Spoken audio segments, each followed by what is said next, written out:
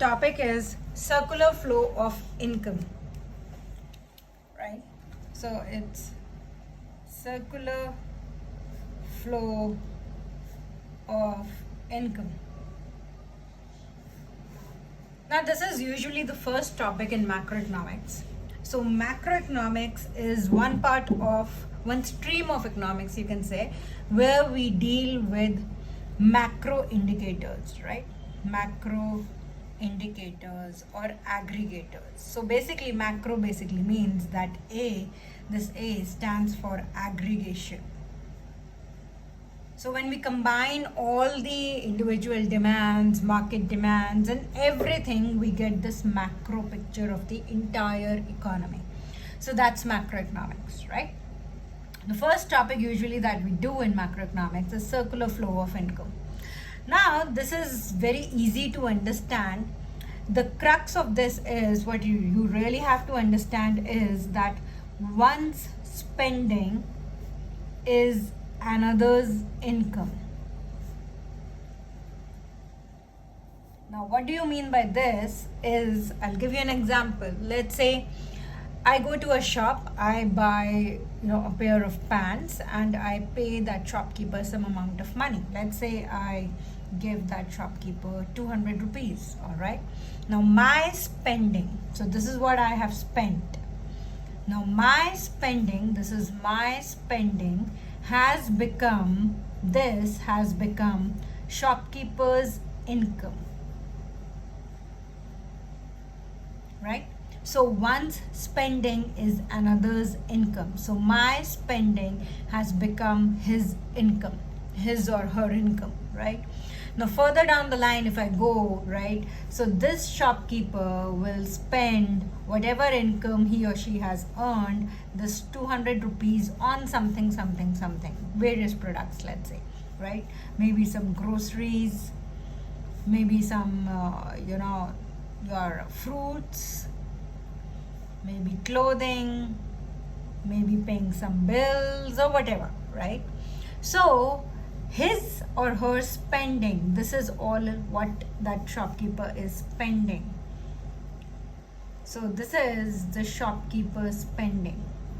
So all this is basically income to the respective departments, right? So this is basically, let's say out of 200, only 50, 50, 50 and 50, let's say. So this 50 is basically income of the grocer. This 50 is income of the fruit seller.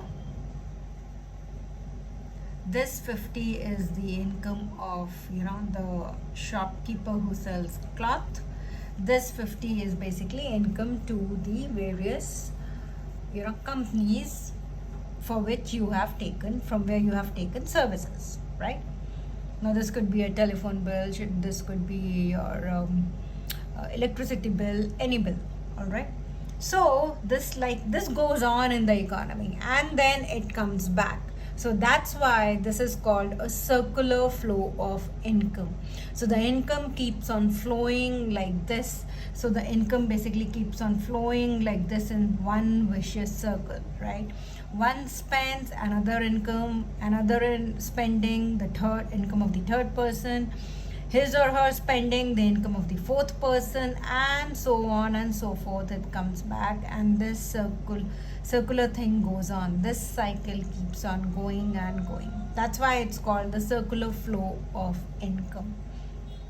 So the basic idea that you really have to understand is that one's spending is another's income. Okay?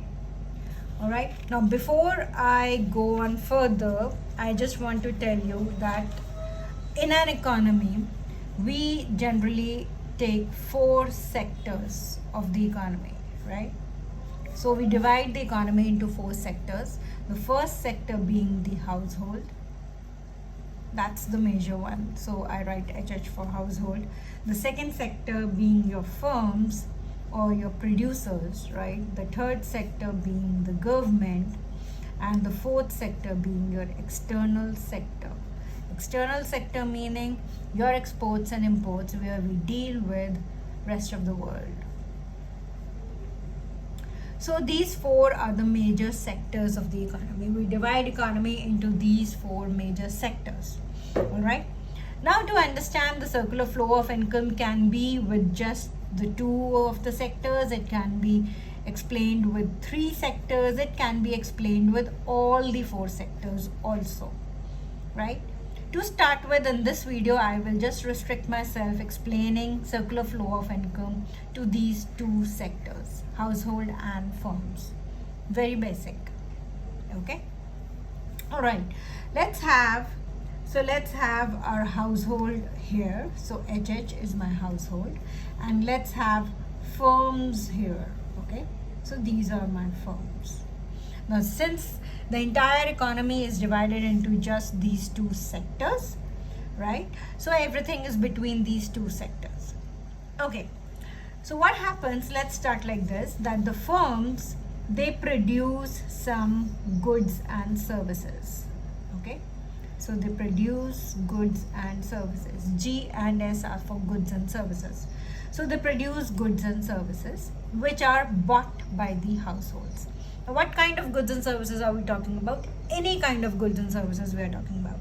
To give you an example, the goods can be your clothing, it can be your durable goods like refrigerators, or it could be washing machine, it could be air conditioners, it could be TV, it could be furniture, it could be anything, grocery, anything.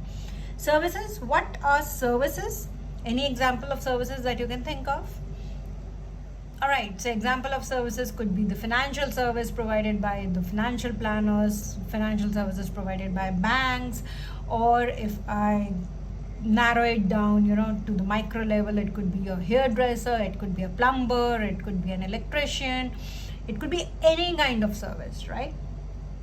So these are all provided by the firms, right?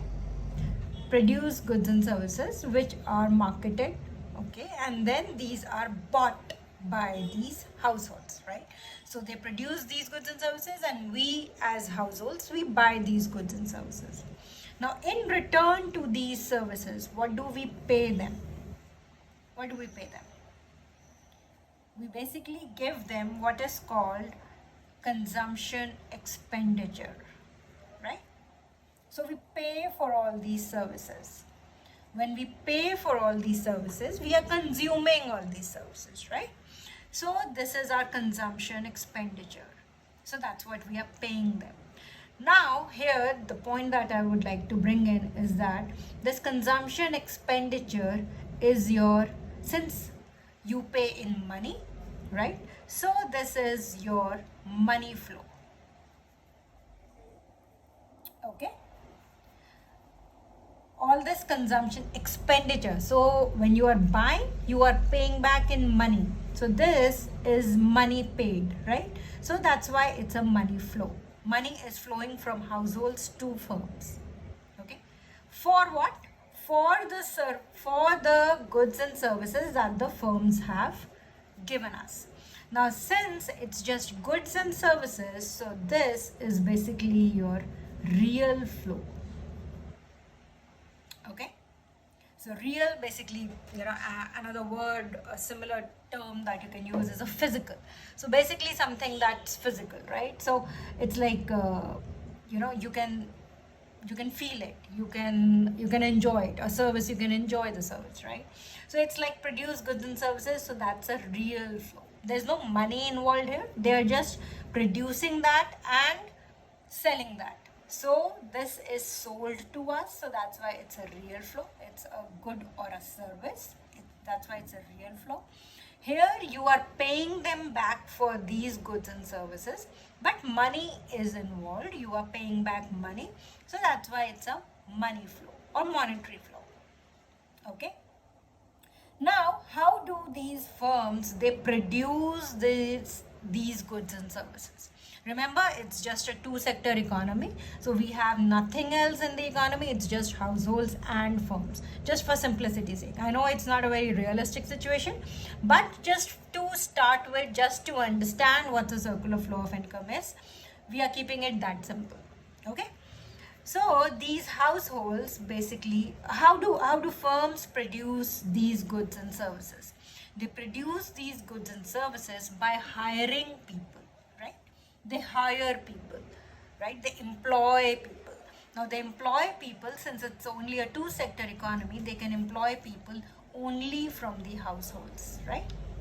So they employ people, right, from the households. Now, so what household is basically giving them, what we call is factor services. So household is basically giving them their services to produce these goods and services, right? So I'll take a very simple example. Let's say I have a company who manufactures let's say pants. Okay, so I want labor for manufacturing pants. I need capital for manufacturing pants. Now capital is basically my, let's say, physical capital, right? And then I need land on which I can set up a factory, right? I also need my entrepreneurship, right? My business skills in order to earn profits for manufacturing these. Only then I can continue my business, right? So part of these factor services is actually provided by the households in a realistic situation. But here, since it's just a two-sector economy, so I am just assuming that all these factor services are provided by these households. Okay, so these factor services are nothing but your land, your labor, the capital, and your entrepreneurship. Okay, so all these are provided by the households to firms for the production of this goods and services. Now since only services are provided, land, labor, capital, entrepreneurship, no money is involved in this, so again this is your real flow. All right, I hope you're understanding this. Now when I am employing people for manufacturing my pants, obviously I have to pay them, right? I pay wages, I pay rent for the land, I pay if I have to buy a capital, let's say machinery, right? I go to a bank, I borrow some money in order to buy that machinery. I have to pay interest to the bank for that loan. So there's an interest component there. Then entrepreneurship are basically my profits, which I pay back to myself, right? So for all these factor services, the firms are paying back to households in terms of money, right? These are called nothing but factor payments. Okay, so for land, the factor payment is rent. For labor, the factor payment is wages. For capital, the factor payment is interest. For entrepreneurship, the factor payment is profit.